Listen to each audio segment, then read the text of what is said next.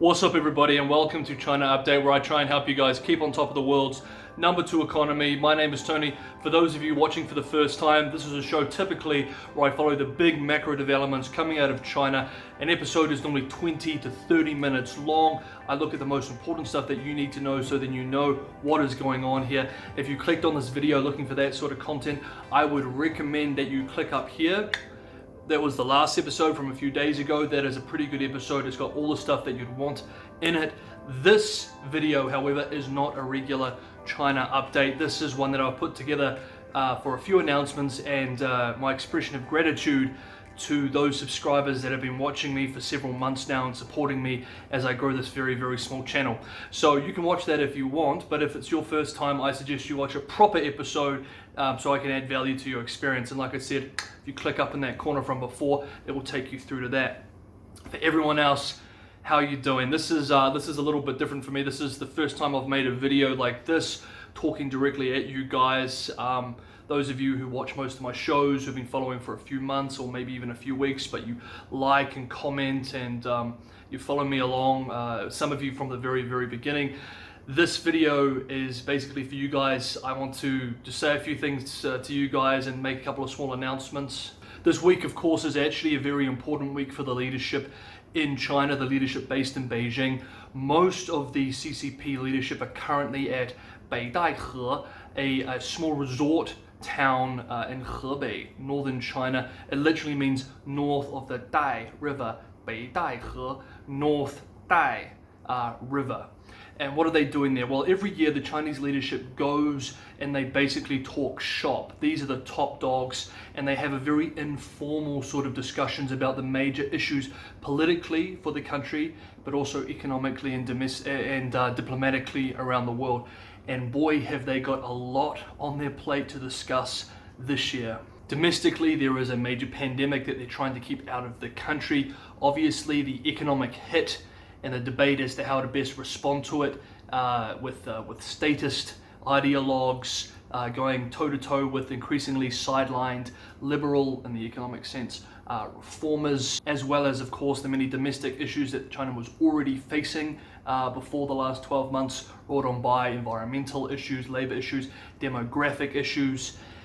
And outside of the mainland, well, where do we start? There's the pandemic, of course, and there's the global recession that's going to come from that, which will smash Chinese exports, facilitating the need to look inwards. This seems to be the status policy that the leadership is looking at, as well as the reputational blow against China around the world due to the last 12 months of behavior coming out of Beijing, affecting everything from its soft power campaign overseas to the Belt and Road Initiative to the treatment of Chinese technology companies like Huawei overseas. Not to mention the US-China potential Cold War and a smorgasbord of diplomatic disputes with places like Australia, Canada, the UK, Germany, Brazil, India, Japan, several players in the EU and Southeast Asia, and closer to home, the cross-strait relations between Beijing and Taipei is the worst in a generation.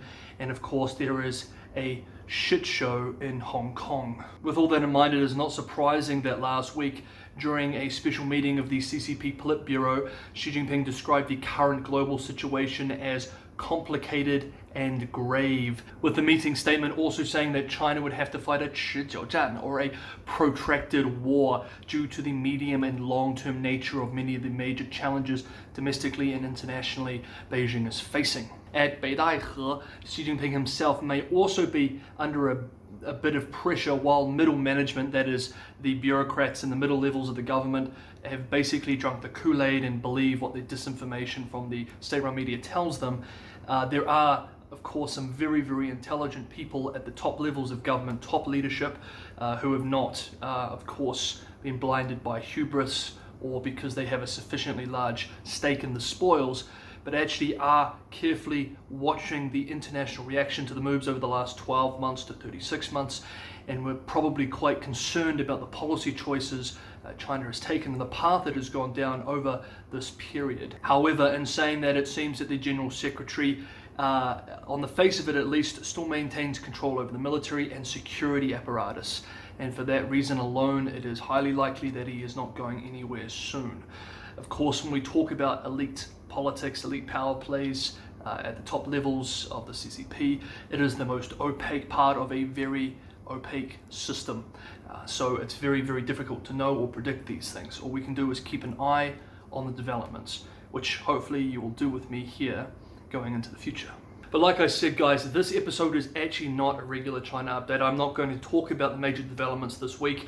Unfortunately, I found out today that I have to do a series of trips for work over the next 4 days, which would be, due to their nature, would make it nearly impossible for me to actually put together a high quality episode for you guys. Typically when I make these, I need to read between 400 and 600 articles, statements, think tank reports, economic analysis, etc. I need a few hours to write, then I need several more hours to film, edit, and to upload. And because of the schedule over the next few days, there simply isn't going to be enough time to actually do that to any decent level of quality. I only produce content that I can stand behind and say with confidence that I would charge a client for if they needed personal consultation work done.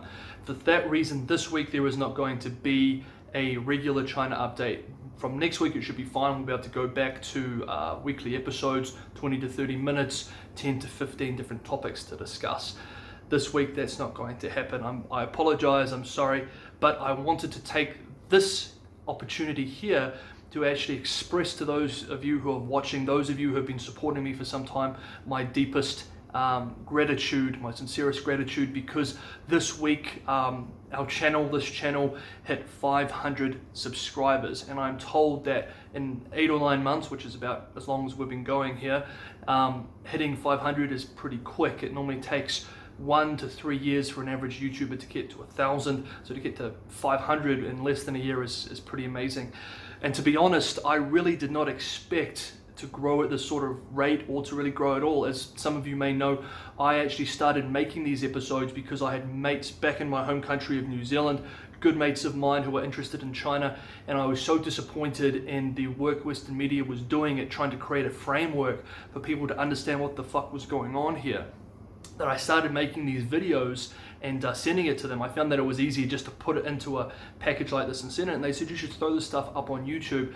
And I didn't really think it was going to go anywhere. I thought maybe 10-15 people might watch, and if those 10-15 people find it useful, then that's great. That's 10-15 more people that have got a better idea of what's actually happening here at the different levels, and whatever their political views are, they can take raw hard facts, what is actually going on without the punditry and the BS, and actually take that and then make a decision based on those facts, whatever that view may be. But now that I'm at over 500, it seems that some of you guys actually enjoy listening to this and discussing these topics. I've had some amazing conversations with a lot of you guys in the comment section, which I've thoroughly enjoyed. It's wonderful to engage with you guys. You're obviously very passionate and you follow the stuff very closely as well, which is awesome. I'm trained to discuss this policy stuff. I have the legal training and I have the policy training, and I get paid to do this for a living, which is wonderful. But I do understand that I'm not a YouTuber. I don't film, I don't edit, and so this is very dry and basic to watch. But you guys still seem to sit through me standing against my bedroom wall discussing this, so it's awesome. And honestly, whether it was 100 of you guys or 10 of you guys or whatever, I would be happy to spend this time to put this together for you guys. So thank you so very much. I really, really appreciate your support. Everything you've done, commenting and liking and sharing has been a huge help. It probably wouldn't have grown if it wasn't for that engagement from you guys. So again, from the bottom of my heart, thank you very much. While I'm on the subject as well, I've been thinking about, now that it seems that there may be something here, maybe a small audience that is interested in this video and these videos that I create, I've been thinking about how best to monetize this channel. Now, I didn't start this for the money. I have a pretty good job. I enjoy my job. It's challenging and it's interesting, and money's not really a big issue. But unfortunately, because of where I'm based, as these videos become more popular, it does put my current position increasingly at risk. And because of that, there is a chance that one day I may have to choose between my job, my career and doing this for you guys. Now that hopefully that day doesn't come, and if it does come, it's far in the future when if this becomes bigger.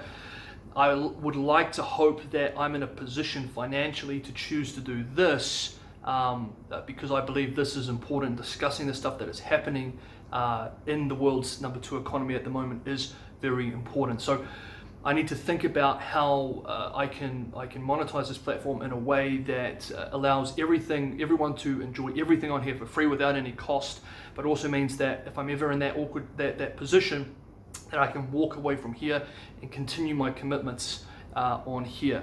And saying that, I feel very strongly, I experimented with the VPN, I didn't really like that. I feel very strongly that this content, it's important for you guys and it's important for me, that this is 100% written by me, 100% produced by me, and it's done here at my house, so you can see that it's really coming from me. And for that reason, I really don't want to have a special interest or a corporate support of any sort. Even if they don't say anything or give me any directions, I really don't want to have that sort of support. So that I could just rely on the regular YouTube ads, which is a possibility, but at the same time, part of me says maybe that's not appropriate anyway. Any sort of corporate support I don't feel is particularly appropriate. So what I've done in the meantime is set up a Patreon page just to gauge what the interest is like. If you guys enjoy what I do and you can spare it and you want to show your appreciation by giving a small ongoing amount to the channel, I've put a link in the description below, so you guys can hit up that if it's possible, whether it's just a few dollars or a little bit more. If that is sustainable, if it can be fully sustained by subscribers, people that you guys that are interested on this team together, then that is going to be the way that I support this channel financially. If it doesn't quite work out, that's okay. We can cross different bridges down the road when we come to them. I just wanted to see whether it's viable to do purely through subscriber support, from your guys' support. And of course, we're still very, very small. 500 is not that many. So, and maybe it won't grow. Maybe nothing will happen. I'm just trying to think about what could happen in the future. And like I said, I want to continue to produce this content because obviously some of you guys feel that there's value in it. And I feel like we really need to be discussing China more, discussing what's happening more and the policy challenges it presents, but also understanding what's happening here politically, economically, socially, what's going on the ground and what it means wherever you are in the world in terms of the policy in your own country or politics in your own country. It's important that you actually know the facts without all the BS, so you can make your own informed decision. Right, with all of that, I'm sorry, this has basically been a waste of your time, I think, this episode. Like I said, I just wanted to thank you guys. I wanted to talk to you about my funding idea, tell you why I can't do a proper update this week, apologize, and I promise that I will be back next week, all business, with a proper, regular version of China Update. So until then, as always, stay safe, stay sane, and I will see you all next week.